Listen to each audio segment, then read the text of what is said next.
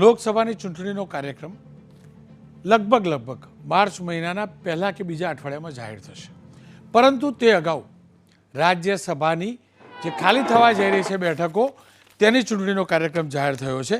15 રાજ્યની 56 બેઠકો પર 27 ફેબ્રુઆરીએ મતદાન યોજાવાનું છે અને આ જે 56 બેઠક છે એ પૈકીની ગુજરાતની 4 બેઠકો છે, જે પૈકી 2 કોંગ્રેસ પાસે છે અને 2 બીજેપી પાસે છે। કોંગ્રેસ પાસે અમીબેન યાજ્ઞિક અને નારાયણભાઈ રાઠવાના રૂપમાં ગુજરાત કોટાના સાંસદ છે, જેમની મુદત પૂરી થાય છે એપ્રિલમાં, એટલે કે એની ચૂંટણી ફેબ્રુઆરીમાં થવાની છે।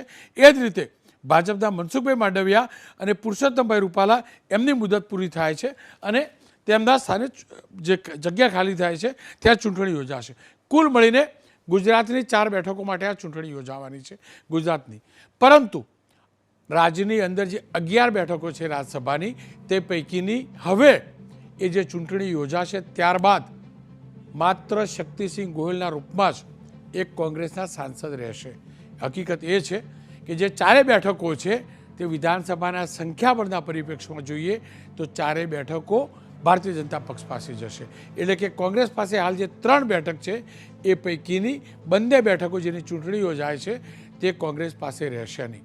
આ તમામની વચ્ચે ભાજપમાંથી એ 4 લોકો કોણ હશે, એ 4 નેતા કોણ હશે જેમને રાજ્યસભામાં જોવા મળશે, તેનું મનોમંથન હવે શરૂ થઈ ચૂક્યું છે અને સંભાવના છે ફેબ્રુઆરીના બીજા અઠવાડિયા સુધીમાં એમના નામ બીજેપી જાહેર પણ કરે।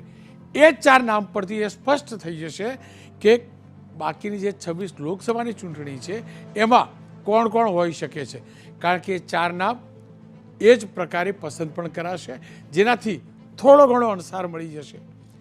અણસાર એ પણ મળી શકે ને કે પુરુષોત્તમભાઈ રૂપાલા લોકસભા લડશે। જો રાજ્યસભામાં રિપીટ કરવામાં આવે તો એનો મતલબ લોકસભા નથી લડવાના। જો રાજ્યસભામાં રિપીટ કરવામાં ના આવે તો એ ચર્ચા શરૂ થઈ જાય કે પુરુષોત્તમભાઈ રૂપાલાને લોકસભા લડાય। એ જ રીતે મનસુખભાઈને જો રાજ્યસભામાં રિપીટ ન કરવામાં આવે તો ચર્ચા એ પણ શરૂ થઈ જાય કે મનસુખભાઈને લોકસભા લડાવવામાં આવે। ખેર, આ તમામ ઉપર નજર રહેશે। લોકસભાની ચૂંટણી પહેલાં રાજ્યસભા અને ત્યારબાદ લોકસભા, એના એક અપડેટ, સચોટ જાણકારી, તર્ક સાથેની, કોઈ પણ પ્રકારની પતંગબાજી સિવાય આપની ચેનલ એબીપી અસ્મિતા પર કોણ બનશે સાંસદ અને કોણ બનશે પ્રધાનમંત્રીના કાર્યક્રમના રૂપમાં સતત અમે આપતા રહીશું।